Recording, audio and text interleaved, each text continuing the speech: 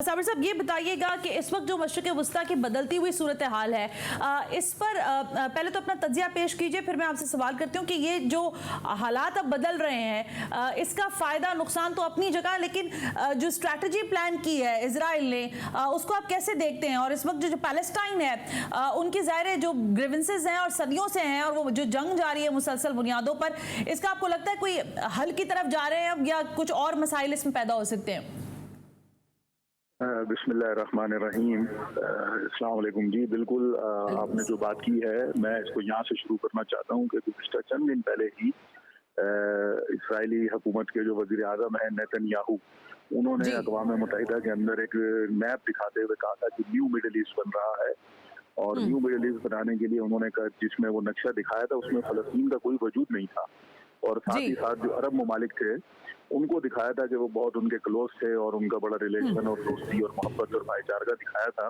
तो यानी मैं ये कहना चाहता हूँ कि वो इसराइल जो ग्रेटर इसराइल बनाने की कोशिशों में 1948 से मशगूल है और मुसलसल शिकस्त का शिकार है। एक मरतबा उसने दोबारा से जब ये यूनाइटेड नेशन के अंदर ये करने की कोशिश की है दिखाकर, वो सारे का सारा भरम आज फलस्तीनी मुज़ाहमतकारों ने तोड़ कर रख दिया है। ये तारीख में जो जंगी जो स्ट्रेटजीज होती हैं, जो वॉर की स्ट्रेटजीज होती हैं, उसके अंदर कहीं ऐसी कोई वॉर या कोई गोरिल्ला वॉर आज तक हमें तारीख में देखने को नहीं मिली कि जिसमें चंद 5,000 रॉकेट फायर कर दिए गए हों, मुख्तलिफ 8 शहरों को निशाना बनाया जाए, और 8 शहरों के भी वो मकामात के जो उन इसराइली फौजियों के मकामात हैं, उनकी छावनियां हैं, उनके रडार सिस्टम है, वहां पर निशाना बनाया गया। अब आप देखिए कि जो इसके अंदर जो सारा कुछ हुआ है उसमें जो चीज सामने आई है, नंबर 1 ये कि ये 8 शहर बैक वक्त वहां पे वो निशाना बने, खूनी छावनियां वहां पे वो निशाना बनी। और दूसरी बात ये थी कि जो उनका आयरन डोम जो सिक्योरिटी सिस्टम है, जो पूरे मिडिल ईस्ट के अंदर बहुत मशहूर है या पूरी दुनिया में जिसको कहा जाता है कि नाकाबिले तस्खीर सिस्टम है, वो इन रॉकेट्स को इंटरसेप्ट नहीं कर सका, वो इन रॉकेट्स को कोई रोक नहीं सका, कहीं उसके अंदर उसकी इंटरसेप्शन नजर नहीं आती। फिर उससे बढ़कर मैं आपको बताऊं कि जो खुद इजरायली मिलिट्री का, जो इजरायली फोर्सेस हैं, जो इजरायली जो आर्मी है, उनका इंटेलिजेंस सिस्टम है, सिस्टम फेल हो गया है। क्या उनको पता नहीं था कि वो गजा के अंदर से 5,000 रॉकेट फायर हो सकते हैं? क्या इतने बड़े रॉकेट जो है वो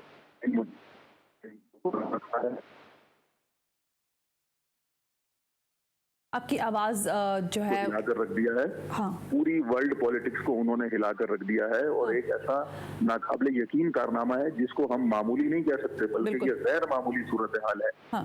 ठीक है। और लेकिन ये एक पावर शिफ्ट, साबिर अबू मरियम साहब, ज़ाहिर आप जिस तरह से इस वक्त गुफ्तगू कर रहे हैं वो तो हमारे सामने है कि फ़दाईन के इस हमलों का, फिर उनको डिटेक्ट करने का अपना इजराइल जो है उसका अपना एक सेटअप है, बिल्कुल दुरुस्त बात है। लेकिन मैं कह रही हूँ कि ये पूरा जो सूरत हाल है मशरिक़ वस्ता की, आपको लगता है कि ये एक और पैराडाइम जो है वो शिफ्ट होने जा रहा है कि कौन कहाँ होगा? शायद अब इसका ये डिसाइसिव जिसको आप कहते हैं उस तरफ तो नहीं पेशकदमी है ये बिल्कुल, ये बहुत अच्छा सवाल है। पैराडाइम तो ऑलरेडी शिफ्ट हो चुके हुए हैं। आप देखिए जब से सन 2000 से जब इसराइल को शिकस्त हुई है, क्योंकि जो बैकग्राउंड है वो ग्रेटर इसराइल है। अब टाइम इतना नहीं है कि मैं उसकी तफसील बताऊं, लेकिन हम ये देखते हैं कि 2000 से लेकर इसराइल को बाकायदा इस रीजन के अंदर बहुत सारी डिफीट्स हो रही हैं, उसको निकलना पड़ता है बहुत सारी जगहों से। लास्ट उसकी जो मूवमेंट थी वो IS के साथ थी, जो उन्होंने सीरिया और इराक में अटेम्प्ट किया था। उसमें भी उनको फेलियर हुआ। अमेरिकन प्रेसिडेंट डोनाल्ड ट्रंप जो थे फॉर्मर, वो कह चुके कि $7 ट्रिलियन हमने सर्व किए, लेकिन हमें कोई रिजल्ट नहीं मिला। तो इसके बाद ये पैराडाइम के शिफ्ट हो चुके हैं। बैलेंस ऑफ पावर तो शिफ्ट हो ही चुका है। अभी तो वो बैलेंस ऑफ पावर जो अमेरिका कहता था कि न्यू मिडिल ईस्ट बनाएंगे और यहाँ से एक नई हम जो हुकूमत खड़ी करेंगे और जिसके साथ ये इसराइल होगा, वो सारा तो खत्म हो गया। और फिर उसकी एक बड़ी दलील मैं आपको बताऊं कि इसराइल का जो थ्योरी है, जो आइडियोलॉजी है, वो एक्सपेंशन है। लेकिन इसराइल क्या है, इस वक्त अपने गिर्द वो दीवारें बनाकर महदूद होता चला जा रहा था आज के हमले के बाद। और आज के इस जवाबी कार्रवाई के बाद से आप देखें जो डेवलपमेंट है, वहां पर जो बाड़ें लगाई गई थी गजा और वेस्ट बैंक को सेपरेट किया गया था, वो बाड़ें तोड़ दी गई हैं, फौजियों को गिरफ्तार कर लिया गया है। उनके ब्रिगेडियर जनरल कर्नल जो है वो इस वक्त फलस्तीनियों के पास गिरफ्तार है। तो ये पूरे का पूरा ये बैलेंस ऑफ पावर शिफ्ट हो गया है। और इस वक्त जो पावर है वो इस्लामिक रेजिस्टेंस के ब्लॉक में आ गई है। जी, आप लेकिन पहले साबिर अबू मरियम साहब, इस्माइल हानिया का जो ये मुतालबा सामने आया, ये आपको लगता है किसी खास कोई, क्योंकि एक खास मैसेज मुझे लग रहा था जब मैं ये देख रही थी सारा कुछ, उन्होंने कहा कि जितने भी मुसलमान मुल्क हैं वो इसराइल के साथ अपने राब्ते ख़त्म करें, ताल्लुकात ख़त्म करें। ये किसी ख़ास मुल्क को मैसेज है या फिर ये ओवरऑल एक जो सिचुएशन डेवलप हुई है उसमें इस्माइल हानिया का ये बयान आप समझते आए हैं? नहीं, बिल्कुल उन्होंने बिल्कुल सही बात की है और वो एक खास तनाजुर है। चंद दिन पहले आप देखिए कि सऊदी अरब जो है खासतौर पर और उसके साथ दीगर कुछ अरब ममालिक वो मिलकर इसराइल के साथ बड़ी अपनी दोस्तियां बढ़ा रहे थे और दूसरे मुस्लिम ममालिक हमें भी प्रेशर कर रहे थे पाकिस्तान को भाई इसके साथ कर ले। हम तो शुरू से कहते हैं हमारा तो कोई मफाद ही नहीं है इसराइल के साथ, हमें इसराइल से क्या मिलना है। जिन्होंने पहले ताल्लुकात बनाए थे तुर्की ने, मिस्र ने, उर्दन और दीगर ने, उनको इसराइल से क्या मिला आज तक? वो सारे जलीलो ख्वार होते रहे, आज तक वो परेशान है, तो इनको क्या मिलना था? तो ये इस्माइल हानिया साहब की अपील और बहुत जबरदस्त बात है। और मैं अभी भी कहता हूँ जिन अरब हुकूमतों ने ये माजी में ये गलती कर ली है, ये वक्त है, ये इज्जत का वक्त है, ये शरफ का वक्त है कि वो इस वक्त का फायदा उठाएं और इस जो फलस्तीनी जो जिहाद है, जो मुजाहमत है, इसके नतीजे में जो मिल रहे हमें जो रिजल्ट्स हैं उससे फायदा उठाकर अपना किबला ठीक कर लें। कल तक उधर से तो आज इधर हो जाए ताकि इन फलस्तीनियों को ताकतवर करें। क्योंकि देखें फलस्तीन फिलाखिर फलस्तीनियों का है। 1948 में सारे फलस्तीनी वहाँ रहते थे, यहूदी, मसीही और मुसलमान फलस्तीनी। तो ये तो सब नहीं था, इसराइल तो बाहर से लाके इन्होंने बसाया है और आज देखें फिर उनको भागना पड़ रहा है वहाँ से। सहूनी आबादकार इस वक्त बिन गोरियन एयरपोर्ट पर वो रश लग गया है, जैसे जुमा बाजार लग जाता है, तो वो वहाँ पे जमा है, उनको परवाजें नहीं मिल रही कि वो यूरोप और अमेरिका और कहीं ना कहीं वो निकल जाए। ये इनकी सूरत हाल है। तो लिहाजा ये एक ना एक दिन तो ये होना ही था और आज ये हुआ है। तो और फिर इससे बढ़कर साबिर मरियम साहब एक सवाल जो जाहिर है जो तजवीज़ पेश की जा रही है, अभी मैं सऊदी अरब के वजारत जो है वहाँ से भी खबर, फिर कतर से भी जो उनके कतरी वजीर खारजा हैं उन्होंने भी ये बात कही है कि दो रियासती जो तरीका कार है यही इस सारी मसले का हल है। अब ये फरमाइएगा कि इस मसले के हल के लिए जो दो रियासती हल पेश किया जा रहा है, आपको लगता है कि ये फिजिबल हो सकेगा और इस पर किसी तरह की टेबल टॉक की जा सकती है, जो कि अब तो मुझे नजर नहीं आ रही? देखिए ये दो रियासती हल की बात भी तब से शुरू हुई जब ओस्लो अकॉर्ड हुआ।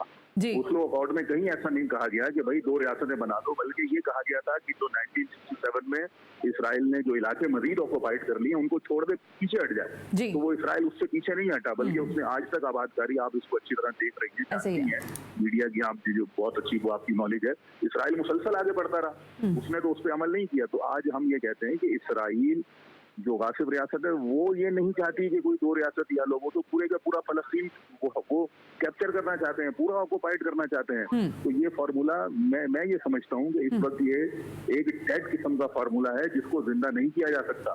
और पाकिस्तान ने भी, जो हमारे वजीर खारजा ने भी पिछले दिनों यूनाइटेड नेशन में इस तरह की बात की थी, ये इसकी कोई हैसियत नहीं है, क्योंकि दो रियासती फार्मूला तो वहां पर होगा जब कोई रियासत पहले से वजूद हो और दूसरी रियासत का क्लैश हो जाए तो कोई बात होगी, ठीक है ना। ये तो एक रियासत के अंदर लाकर दूसरी रियासत बनाई गई है, अब वो जबरदस्ती कहते हैं और फिर दूसरी रियासत जो जबरदस्ती बनी है। आखिरी सवाल साबिर मरियम साहब, आखिरी सवाल मैं आपसे करना चाहूंगी, आपको लगता है कि एक मर्तबा फिर जो ब्लॉक्स हैं उनका शिफ्ट हो सकता है? क्योंकि ज़ाहिर है जब अभी मैं देख रही थी इजरायली वज़ीर आज़म ने कहा कि ऐलान जंग हो गया है, ज़ाहिर है जंग का माहौल हो गया है वहाँ पर, उनके लिए भी सूरत हाल आउट ऑफ कंट्रोल है। आपने खुद अभी बहुत सारी चीज़ों का अहाता किया। इस सिचुएशन में वो मदद तलब कर रहे हैं अमेरिका से। अब जाहिर है इस सारी सिचुएशन में आपको लगता है कि वो जो ब्लॉक्स हम देखते हैं मुख्तलिफ ममालिक के आपस में जो ताल्लुकात हैं, जो रवाबित हैं, उसमें भी कोई स्ट्रैटेजी, कोई तरीक़ेकार तब्दील होने के इम्कानात हैं मुस्तकबिल करीब में?